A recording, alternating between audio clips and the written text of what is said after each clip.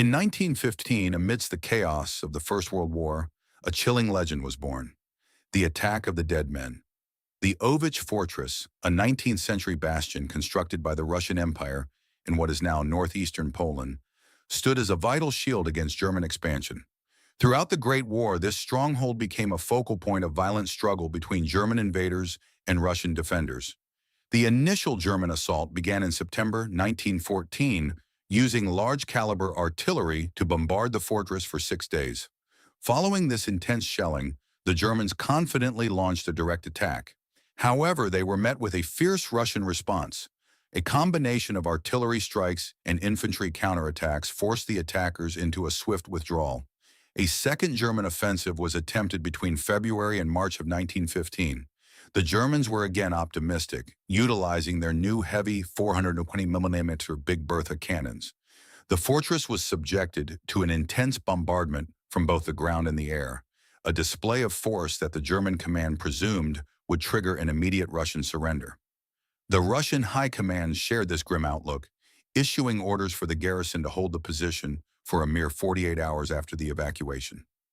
Defying all expectations despite catastrophic structural damage and staggering Russian casualties, the position was held for months. Eventually, the precision of the Russian artillery bombardment forced the German heavy guns to pull back once again. By early July 1915, the German forces fell under the command of Field Marshal von Hindenburg, who initiated a fresh offensive. This time, they turned to a terrifying weapon: poison gas. Knowing the Russian defenders lacked gas masks, they positioned 30 heavy artillery guns and 30 gas batteries. On August 6th, with the wind blowing in their favor, the chemical assault was unleashed. Alongside a conventional bombardment, a suffocating dark green smog of chlorine and bromine drifted toward the Russian lines.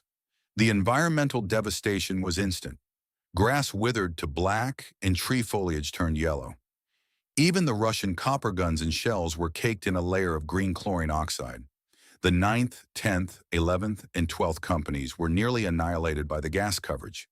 As the gas dissipated, 14 German battalions, roughly 7,000 Landwehr troops, advanced to seize the scorched trenches. However, as they neared the Russian positions, they encountered a sight that defied human comprehension. The battered remnants of the 8th and 13th companies, men who had survived the lethal gas, rose to counterattack with everything they had left. These troops charged with bayonets, their faces scarred by chemical burns and their bodies wrapped in rags. They were coughing up blood and literal fragments of their own lungs as they ran. This macabre spectacle struck such terror into the German ranks that they descended into a total panic. In their desperate flight, they trampled one another and became entangled in their own barbed wire. The Russians seized the moment, raining down rifle and artillery fire on the retreating mass. 2 weeks later, the final survivors of Osowiec evacuated. History would call this the attack of the dead men. If this harrowing account of the dead men has changed how you view the resilience of the human spirit in the face of certain death, please subscribe and like the channel. We are unearthing the dark chapters of history that time tried to bury. Join us as we dig deeper into the past to understand our future. The next vault of secrets will be open soon.